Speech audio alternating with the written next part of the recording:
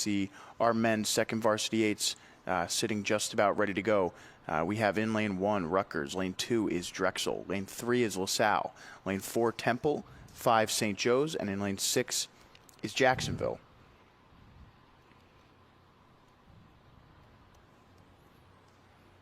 And they're off here in the men's second varsity 8, competing for the Bayer Trophy.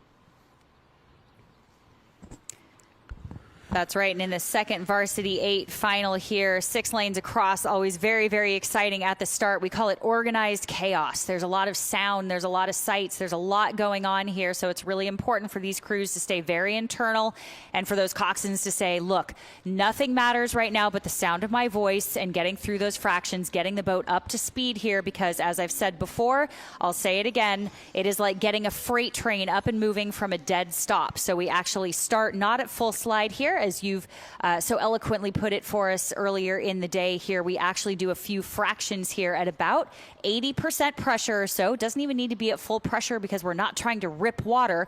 We're trying to move the boat. So we're trying to keep those oars anchored in the water here, take a few fraction strokes just to get those boats up to speed, which is what we are seeing here with it looks like all boats still connected and through the breakage zone.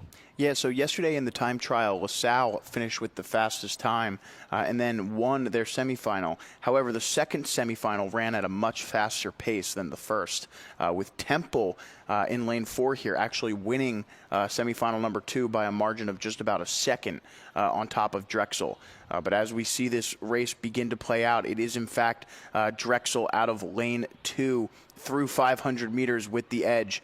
But again, these semifinals yesterday in this second varsity 8 were very exciting. And you can see there, it's really Drexel by only about 3 seats over Temple. Temple maybe 2 seats over LaSalle. LaSalle with maybe 4 or 5 seats on top of St. Joe's. So the 4 Big 5 schools competing, or the Big 6 schools, I should say. Drexel not technically a Big 5 school, although they did play in the Big 5 games this year. And always much, very competitive here at the Vail Regatta. You can see now Drexel with about 7 or so seats on top of LaSalle. LaSalle starting to move back through Temple there. Temple just trying to hang on, and St. Joe's hanging out at the back there. These 4 boats all in contention for the medal stand. Yeah, exactly. You said it here too. Again, this is so, so cool to see all of these 8s across. This just makes a race so incredibly exciting, not only to watch, but to actually participate in. So a lot of these crews here, again, as a second varsity 8, are going to be pressured a little bit by their own teams to try to grab medals in this race here. The Bayer Trophy, again, this does sort of become a pride race in a way as well between their own teams. So if we have a varsity 8 and a third V that is also vying for one of those medals, it's really important for all the varsity 8s. I can guarantee you all of these varsity 8s are going to try to do a clean sweep. Now, that doesn't always happen, but we will see. 1,000 meters now into this race. Drexel obviously trying to go for a clean sweep of the men's 8s races, the 3V, the 2V, and the 1V. They've got the 3V down. Now onto the 2V. They are winning here, but Temple and LaSalle still super close to Drexel. As we have just about 800 meters left to go now. It looks like Temple now has drawn back even with the Dragons. LaSalle just a few seats down on either of them in between. So St. Joe's dropping back into a solid 4th place as Rutgers and Jacksonville fight it out for 5th and 6th. We turn our focus back to these first 3 boats here. It looks like Temple now. Temple leaking out in front. Drexel just trying to hang on as LaSalle starts to make a move. LaSalle now drawing back even with Drexel. Temple with about a few seats on the 2 schools to their port side. Looks like we're passing through the track field over there on the right-hand side, opening up into the spectators area, approaching 500 meters left to go now. We'll see the orange buoys in just a moment. And here they are approaching, and you can see still 3 crews all the way across.